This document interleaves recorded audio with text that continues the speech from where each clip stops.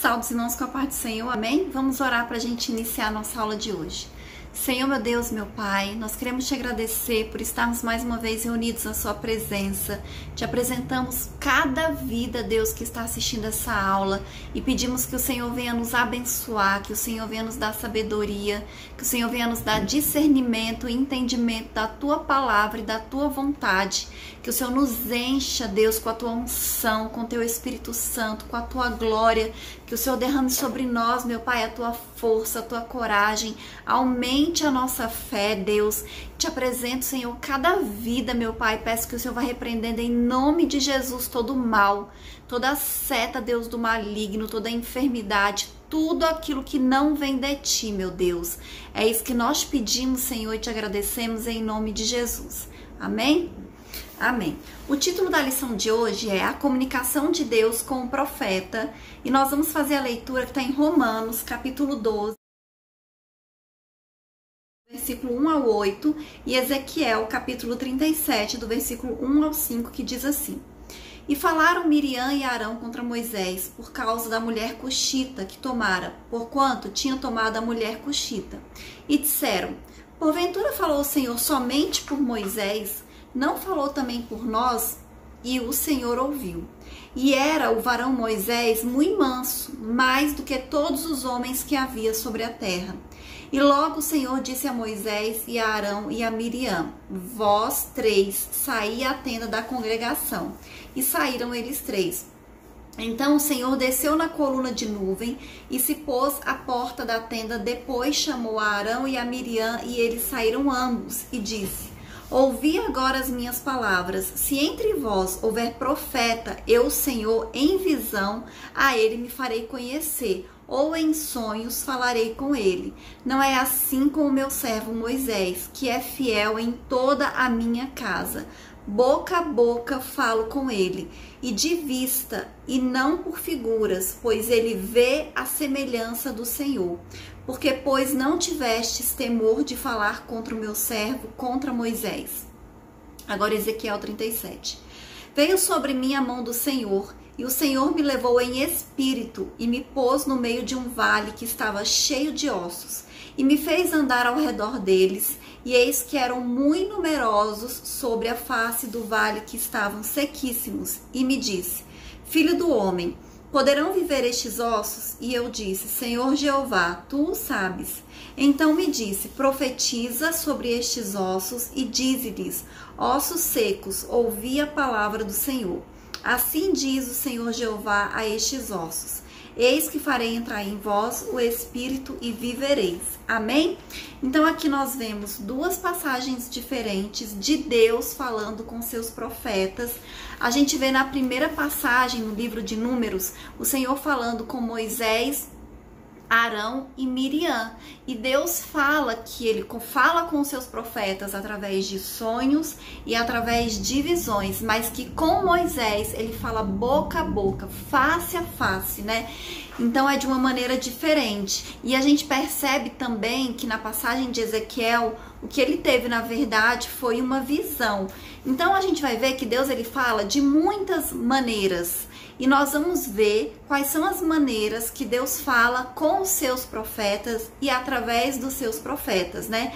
Afinal, todo aquele que deseja falar como profeta em nome de Deus, antes de qualquer coisa, primeiro precisa ouvir a mensagem de Deus.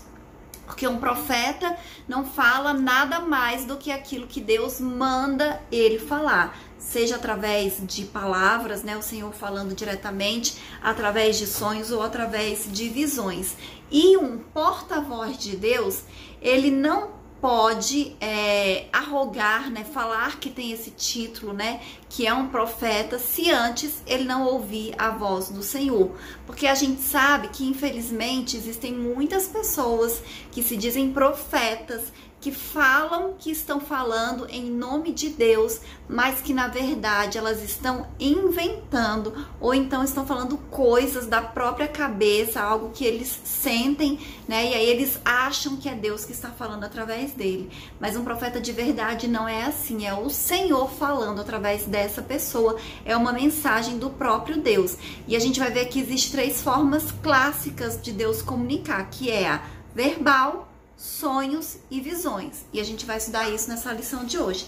A primeira que nós vamos falar é sobre a comunicação verbal, que na verdade é uma das mais comuns. Diversos trechos da Bíblia, né, a gente escuta, e Deus disse, Deus falou, e o Senhor, né, se revelou dessa maneira. Então, assim, muitas vezes, né, veio a palavra do Senhor dizendo, então veio a minha palavra do Senhor. Então a gente vê muitas passagens, né, com essas palavras, quando é Deus que está falando através de um profeta. E é uma comunicação que, na verdade, ela é direta, límpida e clara. O Senhor transmite uma mensagem clara ali através das pessoas, através dos profetas, através das visões e dos sonhos. Nem sempre é assim, porque algumas vezes precisa de interpretação para que a gente entenda o que Deus está realmente querendo falar, o que realmente Deus está querendo transmitir. A comunicação verbal direta. Nesse texto que nós lemos de Números 12, do versículo 6 ao 8, a gente percebe que Deus ele faz uma distinção muito clara da forma como ele se comunicava com Moisés e com outros profetas. Essa expressão que ele usa, face a face ou boca a boca, ele só usa para Moisés, apesar de falar de maneira audível também com outros profetas, mas dessa forma foi apenas a Moisés que ele se referiu. E aí nós temos também essa comunicação verbal e direta de Deus com outros profetas. Por exemplo, na passagem de Samuel, a gente não sabe exatamente há quanto tempo Deus não falava com Eli, só que ele sabia como é que era, né, para ouvir a voz de Deus, como é que Samuel tinha que fazer, como é que ele tinha que falar, como é que ele tinha que se comportar, tanto que ele instrui direitinho Samuel, né, quando ele ouvisse novamente a voz chamando ele, ele devia dizer, né, que ele estava ali disponível, né, eis-me aqui, Senhor, e que o Senhor poderia falar com ele. Então ele ensina isso para Samuel. E aí a gente vê também diversos profetas narrando, né, as profecias que receberam do Senhor, usando essas expressões.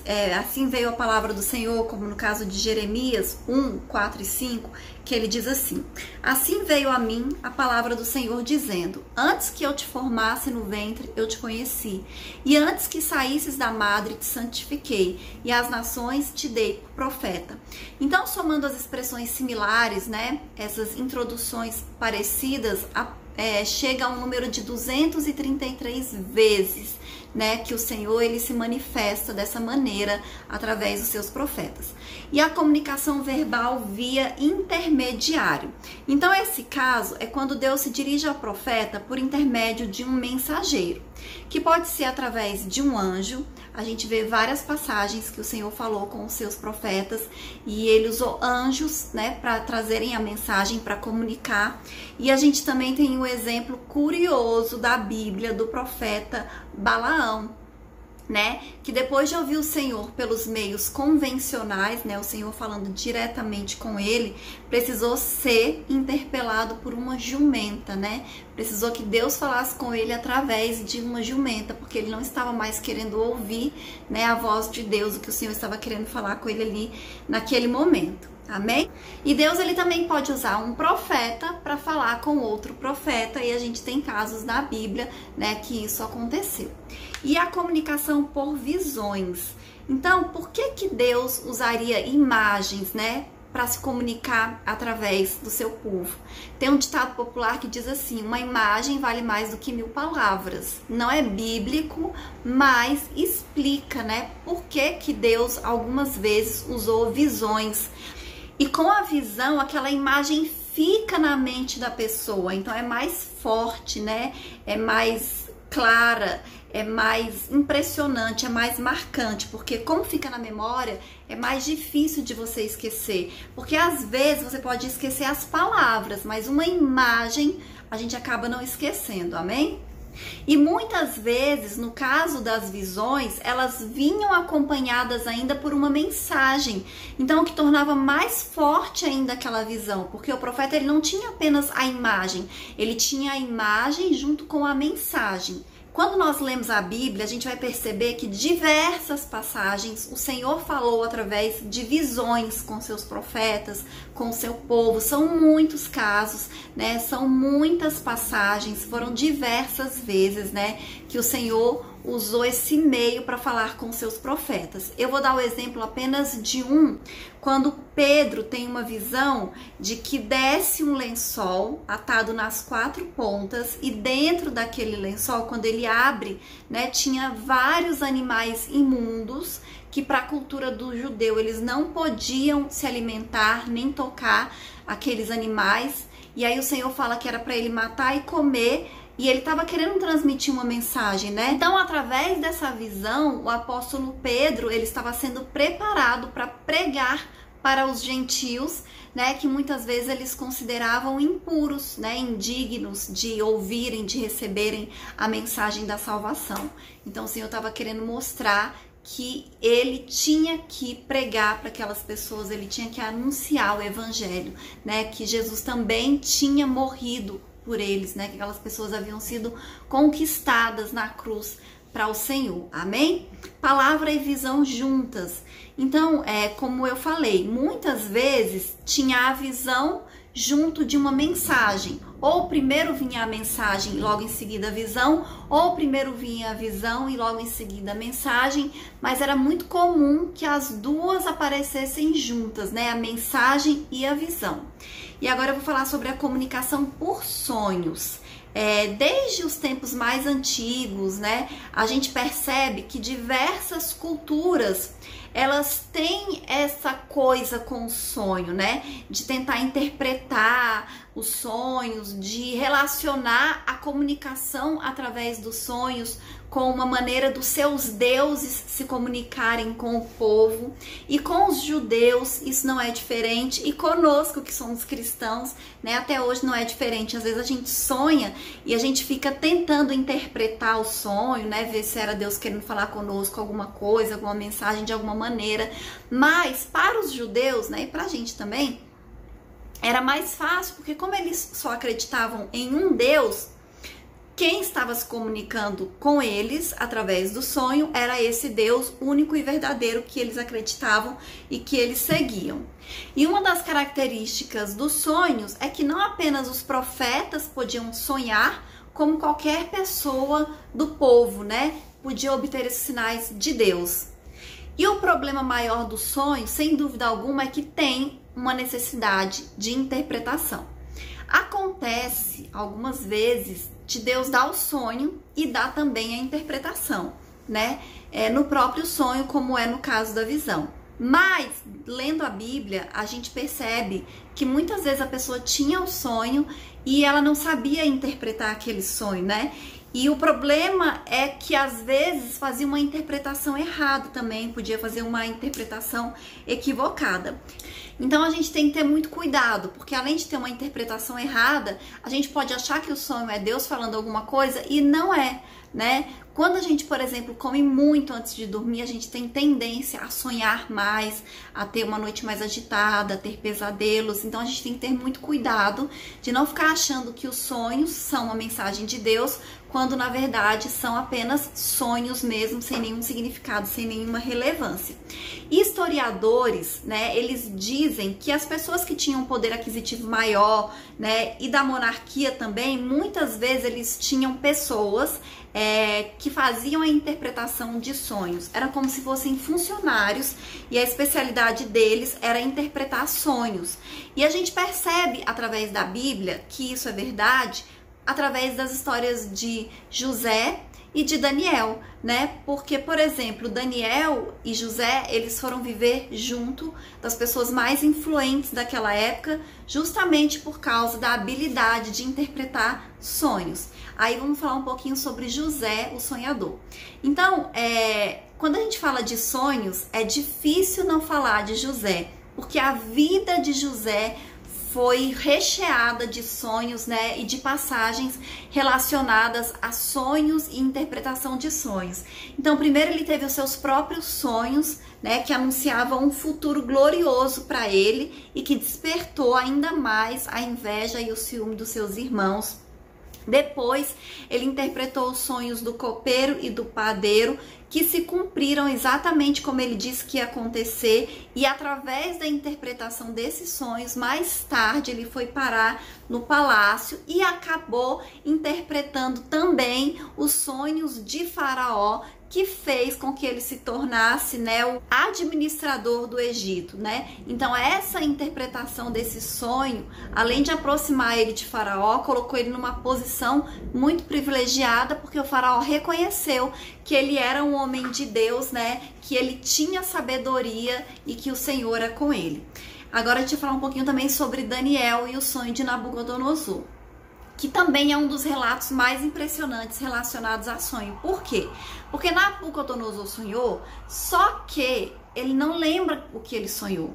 Então ele pediu que chamassem os magos daquela época, né, as pessoas para fazer a interpretação, e eles não conseguiram, porque primeiro não tinha o sonho. Então ele queria que ele revelasse qual era o sonho e desse o significado do sonho. E os magos daquela época disseram que era uma coisa muito difícil que ele estava querendo, e de fato era.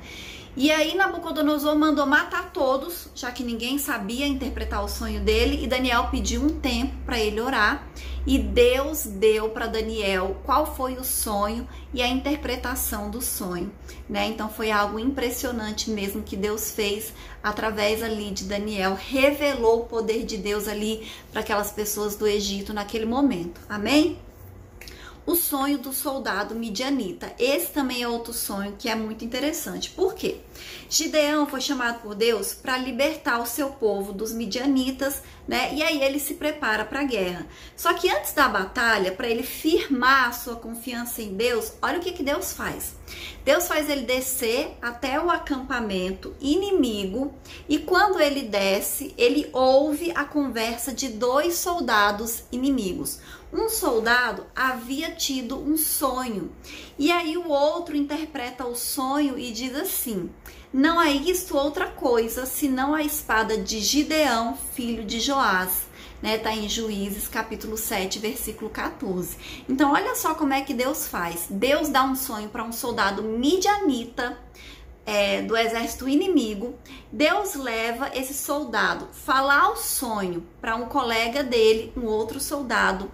Deus dá a interpretação correta para o soldado, porque ele falou exatamente aquilo que era o sonho do amigo, mas Deus faz com que Gideão vá ao encontro daqueles soldados e escute o sonho e a interpretação. Tudo isso para confirmar, né, que Deus era com ele e que ele seria vitorioso naquela batalha, né, para aumentar a confiança dele durante aquela guerra. Amém? Então a gente percebe aqui que quando Deus quer falar com alguém, ele dá um jeito, né? Deus fala do jeito que ele quer, usa quem ele quer, da maneira que ele quer. Então, muitas vezes a gente fica muito preocupado. Algumas pessoas são mais ansiosas e elas ficam muito atrás de profetas para ouvirem o que Deus tem a dizer para elas. E a gente viu aqui que Deus falou com Gideão da maneira mais improvável possível. Então nós temos que ficar atentos e buscar a presença de Deus, porque ele fala conosco aquilo que ele tem para falar, aquilo que ele quer falar, de uma maneira que a gente vai entender, mas ele usa os meios dele. Não precisa a gente ficar atrás de profetas. Amém? E o outro tópico diz assim: a experiência da comunicação divina. Muitas pessoas, elas ficam assim se questionando como é que foi que Deus falou com essas pessoas? Como foi que esses homens de Deus que receberam mensagens assim tão importantes, tão profundas, mensagens sobre o final dos tempos, sobre o Apocalipse, sobre tantas coisas, em que estado de consciência eles estavam? Se eles estavam acordados, se eles estavam lúcidos, se eles estavam em transe, como é que eles estavam? E esse tema ele é muito discutido, né? Nos meios em que o profetismo é tratado. E aí eu vou dar alguns exemplos, né, de como Deus falou com alguns homens e como é que eles estavam, que a Bíblia diz. Podemos imaginar Paulo sendo levado em espírito ao terceiro céu. Em 2 Coríntios 12:2 ele diz: conheço um homem em Cristo que há 14 anos, se no corpo, não sei. Se fora do corpo, não sei. Deus o sabe. Foi arrebatado até ao terceiro céu. Olha aqui, ele fala isso aqui, ele tá falando dele mesmo. Ele foi arrebatado ao terceiro céu e ele mesmo não sabe se foi no corpo ou fora do corpo, somente Deus é que sabe. Elias, que corre por cerca de 30 quilômetros mais rápido do que os cavalos de Acabe. 1 Reis 18:46. Ou o terror que toma conta de Isaías. Vou ler trechos. Visão dura se me manifesta, angústias se apoderaram de mim. Estou tão atribulado que não posso ouvir, e tão desfalecido que não posso ver. O meu coração está anelante e o horror apavora-me. O crepúsculo que desejava se me tornou em tremores. Isaías 21:2-4. Então a gente vê aqui passagens, né, onde esses homens tiveram visões. E a gente não sabe, analisando essas experiências, se eles estavam conscientes, se eles estavam em transe, como é que eles estavam, mas a gente tem certeza que eles não estavam em seu estado pleno de consciência, porque nem eles sabem, eles fizeram coisas incríveis que não dava para eles fazerem, como por exemplo, Elias, que correu mais rápido que os cavalos de Acabe durante 30 quilômetros, né, um homem comum, que tinha um físico comum, como é que ele conseguiria fazer isso? Então a gente sabe que ele não estava no seu estado de consciência normal, mas foi uma experiência única que todos eles viveram com o Senhor, com diferenças imensas entre um caso e outro, né? Cada um foi de um jeito, cada um foi de uma maneira. E o que é mais importante de tudo isso, que nós devemos nos preocupar, é com a mensagem. Muitas vezes a gente fica preocupado com detalhes que não são relevantes, fica gastando tempo tentando entender e estudar coisas que não são importantes. Nesse caso aqui desses profetas, mais importante é a mensagem que eles transmitiram do que em que estado de consciência que eles estavam. Então é nisso que nós temos que nos apegar, aquilo que realmente importa, né? Aquilo que tem valor. Amém? Eu vou ler a conclusão que diz assim: infelizmente, muitos têm banalizado a comunicação divina. Há pessoas que não raro dizem: Deus disse-me isso, Deus disse-me aquilo, quando, às vezes, nada ouviram de Deus. Em muitos casos, essas ações são orquestradas por pura leviandade, ou mesmo como meio de impressionar e ou controlar pessoas. É normal que todo profeta seja alvo de desconfiança. Apesar disso, é preciso crer que Deus fala com o ser humano. O apóstolo Paulo ensina que as profecias devem ser julgadas, mas nunca desprezadas. Amém? Então, nós já falamos isso aqui outras vezes. Essa questão da profecia sempre deixa as pessoas com a orelha em pé, né? Porque na verdade a gente não sabe se é verdade ou se não é verdade, se é de Deus, se não é de Deus. E a gente tem que fazer exatamente isso que o apóstolo Paulo ensina: julgar as profecias e reter o que é bom. Como é que a gente vai julgar? Pela palavra de Deus. Se alguma pessoa fala alguma coisa e isso que essa pessoa diz está contrário ao que está na palavra, nós sabemos imediatamente que não é Deus que está falando, né, que essa pessoa está falando da carne. Então nós temos que ter esse conhecimento da Bíblia, o conhecimento da palavra de Deus, e mesmo que a gente receba uma profecia e a gente não saiba que aquilo é de Deus ou não, se estiver de acordo com o que está na palavra de Deus, a gente tem que reter, a gente tem que guardar aquilo que for bom para as nossas vidas. Amém? Então essa é a lição de hoje e até a próxima aula em nome de Jesus.